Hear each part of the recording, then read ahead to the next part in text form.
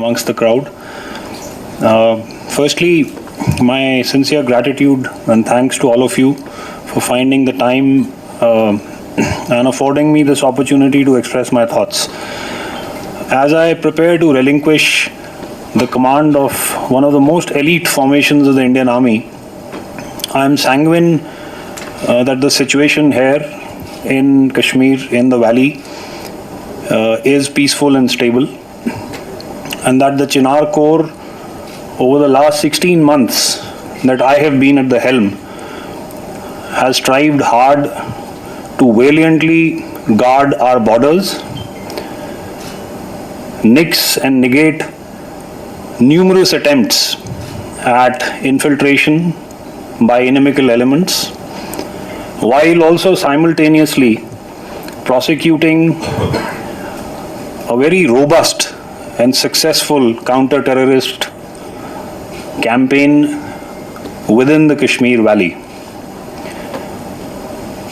While doing this, we've also been very conscious and sensitive of our responsibility as part of nation building to maintain our connect with the Kashmiri people and the Awam.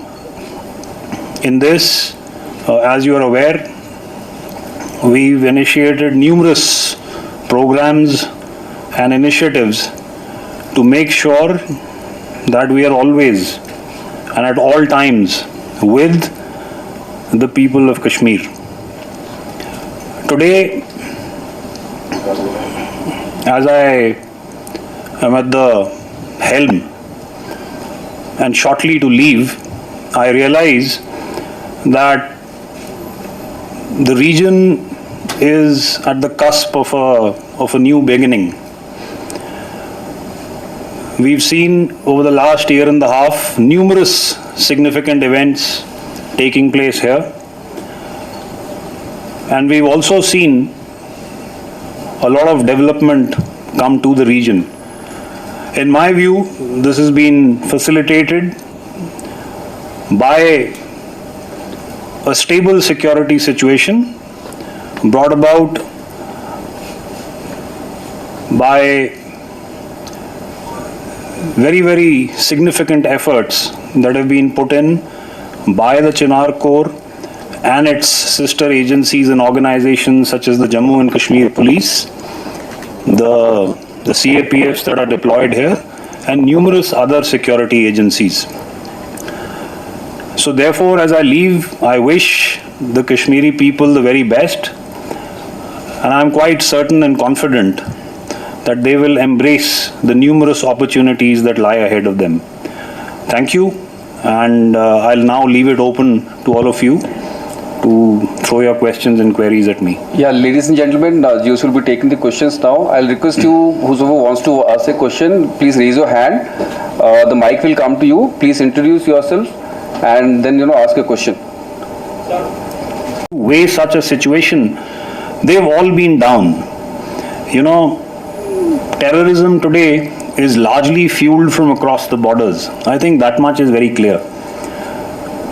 We haven't had any active recruitment as I see it over the last year and a half. The numbers last year were down to a dozen, I think, across the year, and this year, they're almost next to nil.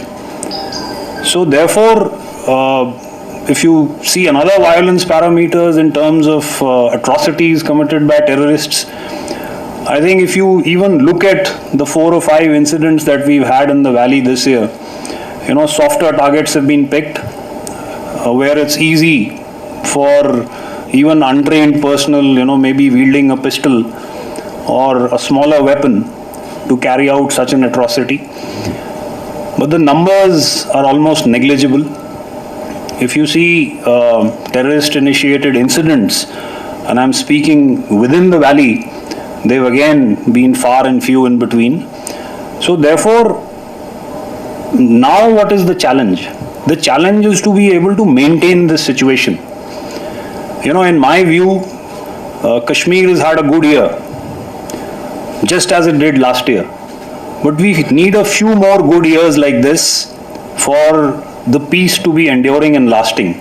And that, I feel, is the biggest challenge of the security forces, to be able to keep the situation the way it is today.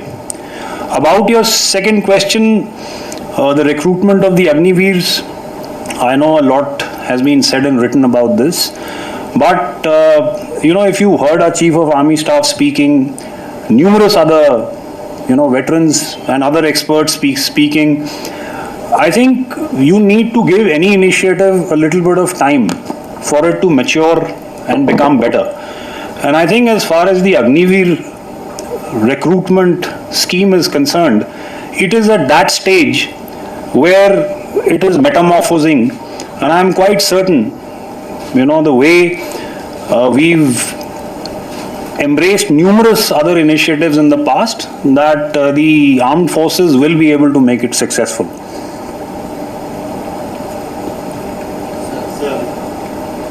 Yeah. Please wait. Wait for the mic. Mic. Please introduce yourself. Sir, as you said, the valley is becoming into normalcy. Sir, is there any chance, or the army is thinking to pull out some troops from the valley? Look,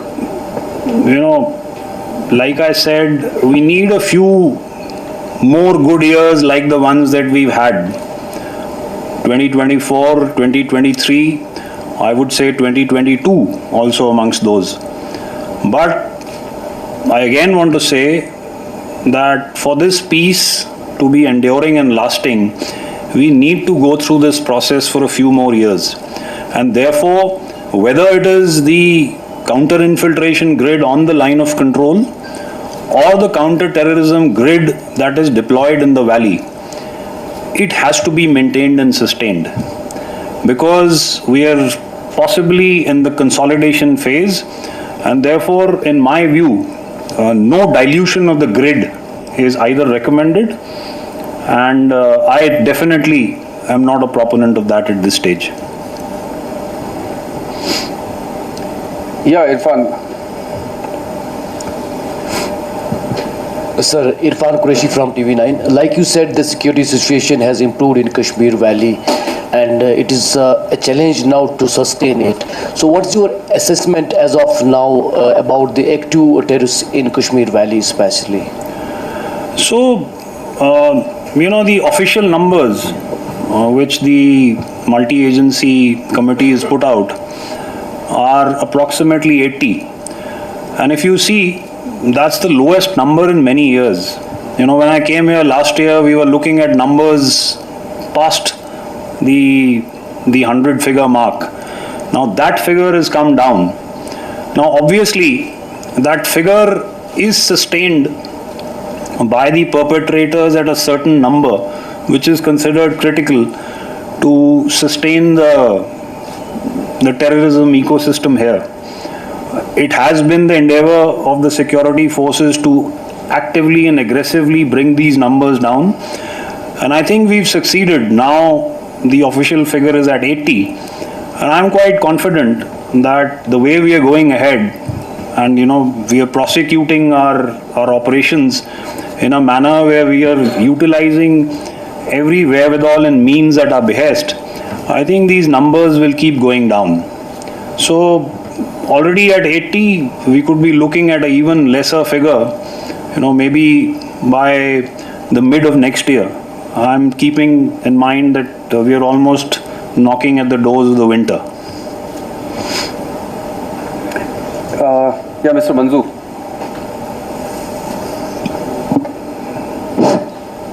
Sir Arshid Rasool. Sir, what is the impact of armies connected with the citizen in Kashmir? Please say that again. What is the impact of armies connected with the citizen in Kashmir? Look, I said right at the outset that we are very conscious of our responsibility as far as nation building is concerned. We premise our outreach to the Kashmiri people and the Awam on certain pillars.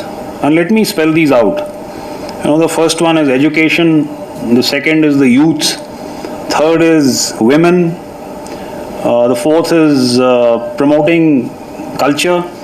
So if I was to quickly just run through each of these pillars, as far as education is concerned, you are aware that we've spearheaded many pioneering schemes.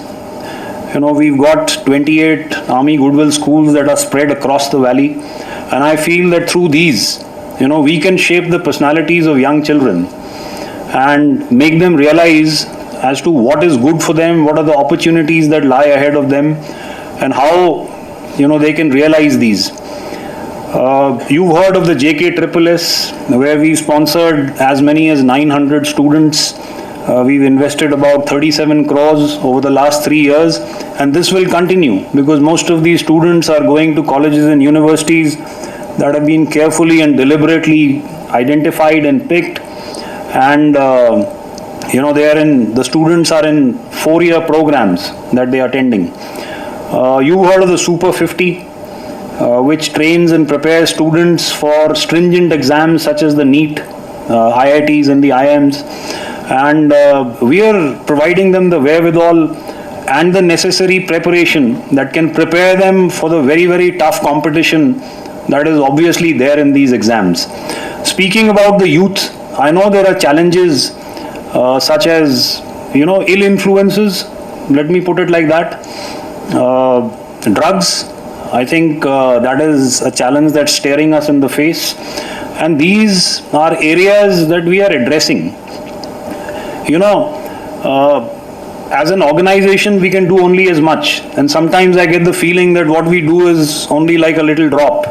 But please remember that without that little drop, even the ocean would be a drop lesser. Women's empowerment. I know that young girls and women in Kashmir have aspirations like all other women in our country, and we are trying our best to make sure that some of these aspirations and opportunities are made aware to them so that they can realize them and they can give wings to their dreams. Sports and culture. That we are behind every sports initiative. We look for talent. We try and support them in the best way that we can. And you're aware that some of these children, youth from the region have gone and brought laurels to the country. And lastly, promoting culture. We are very conscious that this is a place where there is so much history and tradition and culture. So, whether it is showcasing to the people, you've heard of the recent inauguration by the Lieutenant Governor about the light and sound show at Bunyar. You the other day saw almost 10,000 girls getting together and setting a record in Baramulla. So these are small initiatives that we are taking, and that's primarily because we are aware of our responsibility towards nation building. And even as we move ahead, we shall remain committed to this and our connect with the people. Yeah, Asif, you had a question.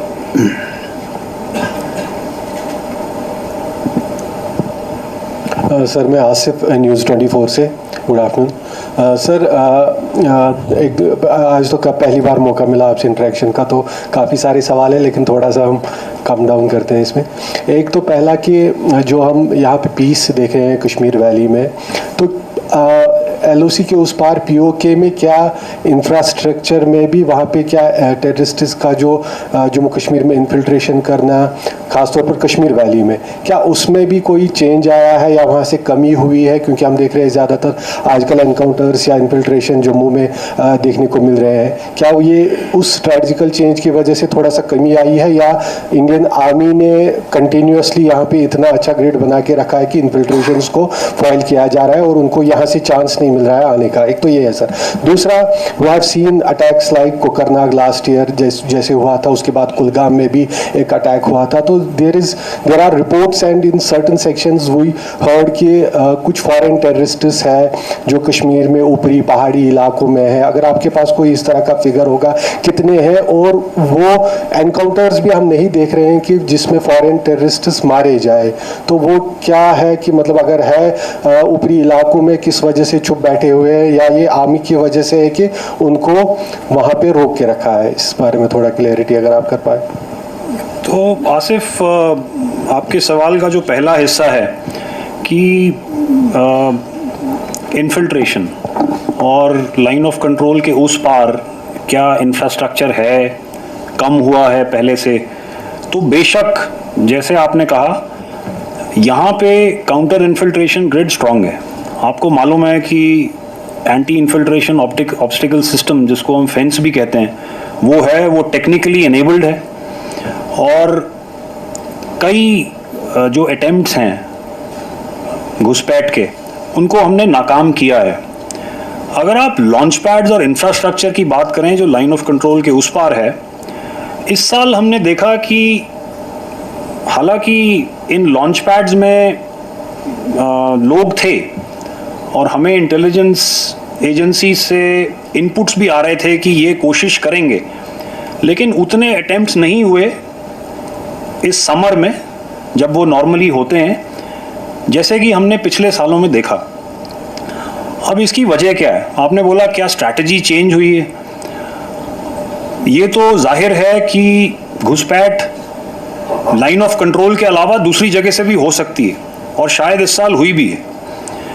और इसीलिए अगर आप देखें तो शायद Jammu reason में numbers कुछ बढ़ गए हैं, क्योंकि वो एरिया हमेशा से पीसफुल था। तो स्ट्रैटेजी चेंज शायद ये हुई है कि लॉन्च पैड्स में हम देख रहे थे, हमें लग रहा था कि यहाँ से इन्फिल्ट्रेट करेंगे, लेकिन इन्फिल्ट्रेशन की कोशिशें और शायद सक्सेसफुल कोशिशें कहीं और से हो रही थी। और इसीलिए हम देख रहे हैं कि वो नंबर्स शायद थोड़े से बढ़ गए हैं। लेकिन मैं सिर्फ आपको ये बताना चाहता हूँ कि मैं बहुत कॉन्फिडेंट हूँ और मुझे पूरा विश्वास है कि वो नंबर्स भी जल्दी कम होने शुरू हो जाएंगे, क्योंकि इंटेलिजेंस हमें आने लग गई।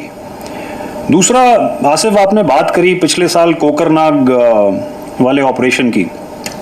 मैं सिर्फ इतना अपनी तरफ से कहना चाहता हूँ कि वो एक अटैक नहीं था। आपको मालूम है कि उस ऑपरेशन में हमारे कर्नल मनप्रीत सिंह, मेजर आशीष धौंचक, डीएसपी हुमायूं भट्ट और सिपाही Pradeep Singh made the supreme sacrifice. वो हमारा ऑपरेशन था। ये कई बार मैंने सुना है आप लोगों को बोलते हुए कि वो अटैक था, लेकिन मैं आज शायद एक आखिरी बार ये क्लैरिफाई करना चाहता हूँ कि ऑपरेशन हमारा था।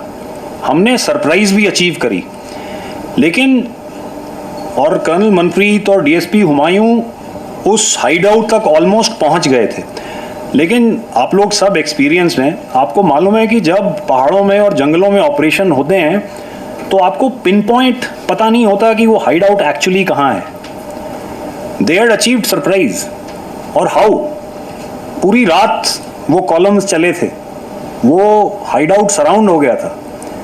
लेकिन लास्ट स्टेज में जब वो हाइड आउट के पास थे और वो आपस में मशवरा कर रहे थे कि एग्जैक्ट लोकेशन क्या हो सकता है, उस समय में काफ़ी फायरिंग हुई और उन चारों को गोली लगी।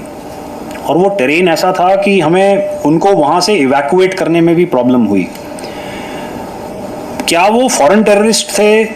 आपको मालूम है कि उस ऑपरेशन में 2 मरे भी। One was unidentified, one was identified as a local. शायद 1-2 बच के निकल भी गए होंगे। क्या वो पाकिस्तानी टेररिस्ट थे या जैसे आप बोल रहे हैं फॉरेन टेररिस्ट थे? वो कहना मुश्किल है। हाल ही में जो हमने ऑपरेशंस देखे हैं उसमें पीर पंजाल के उस तरफ जम्मू रीजन में आई थिंक हमारे पास काफ़ी संकेत हैं कि ये in all probability Pakistani terrorists हैं। यहाँ पर पाकिस्तानी टेररिस्ट नहीं मरे, ये मैं आपसे सहमत नहीं हूँ, क्योंकि 2 ऑपरेशंस में नॉर्थ कश्मीर में पाकिस्तानी टेररिस्ट भी मरे हैं। इनके नंबर्स क्या हैं कहना थोड़ा मुश्किल है, but they could be anything from 25 to 40। ज़्यादा बड़ा नंबर नहीं है ये, लेकिन अगर एक एरिया पीसफुल है, स्टेबल है, और उसमें सडनली इतने आप आतंकवादियों को ऐड कर दो तो थोड़ा समय लगता है जो काउंटर टेररिस्ट ग्रिड है उसको मैच्योर होने में। तो अभी वो ग्रिड को लगाया गया है और जैसे कि मैंने बताया, अब उसमें इंटेलिजेंस उत्पन्न होनी शुरू हो गई और आप देखेंगे कि आगे सक्सेसफुल ऑपरेशंस भी होंगे। मुझे पूरा विश्वास है इसके बारे में।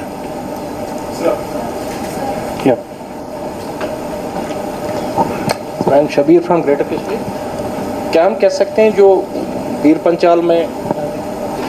पंचाल में जो मतलब टेररिस्ट हैं वो कभी इस साइड में भी आते हैं, Kokernag, Shopian, Kulgam, and they carry out activities are they take shelter? हाँ शबीर, ये तो जाहिर है कि ऐसा होता है। अगर आप किसी लेमैन से भी पूछेंगे तो जहाँ पे प्रेशर होगा वहाँ से वो आतंकवादी चले जाएगा। अगर आप एक जगह कोई इंसिडेंट करते हैं तो आप ज़्यादा देर उस जगह में नहीं रहना चाहते, क्योंकि आपको लगता है कि आपके बारे में कोई खबर दे देगा, तो आप दूसरी जगह चले जाते हैं। और आप दूसरी जगह में जाके कोई इंडिकेशन या कोई भी ऐसी कार्रवाई नहीं करते जिसकी वजह से आपकी लोकेशन रिवील हो जाए। तो मान लो अगर मैं शुपियाँ में कुछ करता हूँ और फिर पीर पंजाल को पीर की गली से या एडजॉइनिंग एरिया से कहीं से भी क्रॉस करके पुंछ के इलाके में चले जाता हूँ, तो ये तो जाहिर है कि मैं अगले 2-3 हफ्ते या 1 महीना चुपचाप बैठा रहूँगा। और ऐसे होता है, हमें खबर लग जाती है जब इस तरह की एक्टिविटी या मूवमेंट होती है, लेकिन कभी कभी इंटेलिजेंस थोड़ा लेट होती है या इतनी स्पेसिफिक नहीं होती कि उस पर एकदम अचानक ऑपरेशन हो जाए। लेकिन हाँ, जो आपने बोला दैट इज़ पॉसिबल और वो हो भी रहा है। Irfan. Good afternoon, Jan Saab. Good afternoon. Hi, this is Hakeem Irfan Rashid from the Economic Times. So, Jan Saab, can you put a light the February 2021 ceasefire? Is that still intact, and do we see that intact on the borders as far as 2024 is concerned? And also about these foreign infiltrators, do we have the intelligence about what kind of people they are? Because we have got reports from the Jammu area, although we were told that this is not your area, but we have got reports that they have high tech, they are well trained. Can you put a little light as far as the intelligence goes about the weaponry and the kind of guys these people are? Okay, so the last part of your question first. You know, the training of an insurgent or a terrorist can only be as good. He can obviously not be as well trained as, let's say, the Indian Army soldier. I think at least I have no doubt about that in my mind. You can hand them technology. You know, for instance, I am carrying a rifle or an automatic weapon, and you can give me a night sight and I can train you how to use it. So obviously it's going to enhance that capability a little. But let's not forget that the Indian Army today has at its behest the best possible technology. You're also aware that 2024 is the year of technology absorption in the Indian Army. So we've embraced technology in a very, very big manner, and we are leveraging it all across our operations.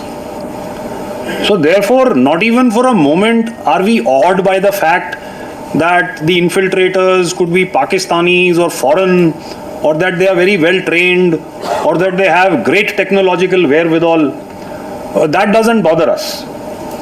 You know, we have to do counter-terrorist operations, and we will go after insurgents, whatever shape or size or whatever manner of technology that they may be utilizing. I think there is no doubt about that.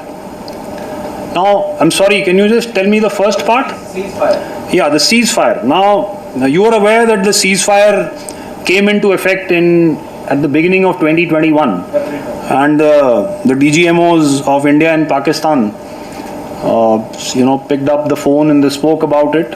The situation at that time, as you're aware, was tenuous on the northern borders with China. And at that point in time, the two countries felt that that was the most apt thing to do, so that tensions could be kept under a threshold as far as the line of control and the western borders are concerned. Is it sustaining? Yes, very much it is sustaining. And there are certain tenets to that ceasefire understanding which both the sides follow. Every now and then, if any side has any exception to any activity that may have been prosecuted by the other side, those are brought to notice through various means. So there are hotlines on the line of control. The two DGMOs have hotlines and they have access to each other, and these are routinely brought to each other's notice. But the ceasefire understanding has sustained and still very much in force. Yeah, Ms. Kane.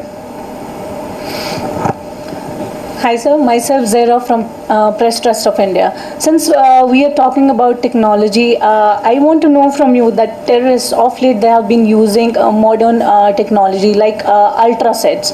So what are your comments on that? That is, ultra communication is, as you are aware, what the terrorists use. It has various layers of encryption, and while presently it is affording them the secrecy that they want, but I assure you that work is happening in that regard, and soon we will be able to crack that encryption, and I'm hoping that that will further dent the terrorist ecosystem and network.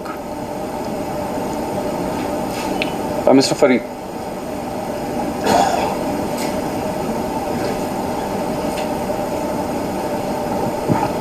Sir, Farid this side, I represent India Today Aaj Tak.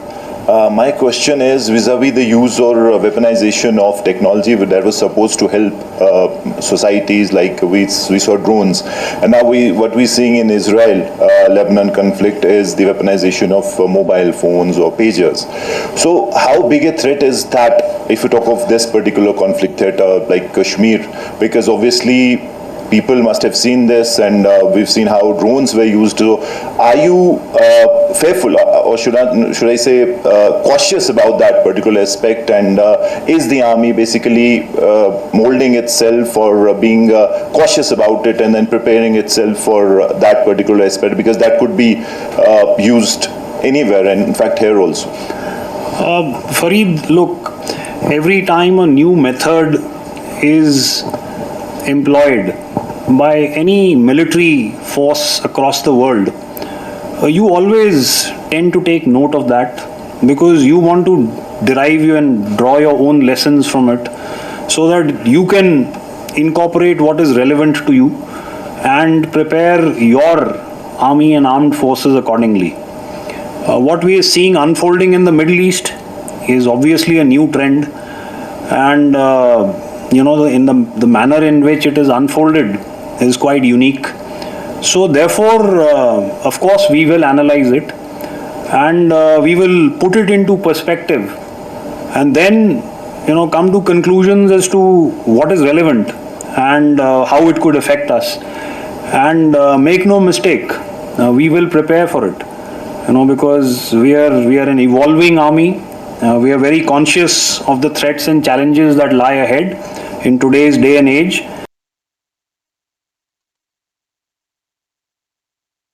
And many creative ways of that, and we've seen the methods that you were mentioning. So therefore, yes, certainly we will analyze these developments, we'll come to our conclusions, and prepare we shall, definitely, make no mistake.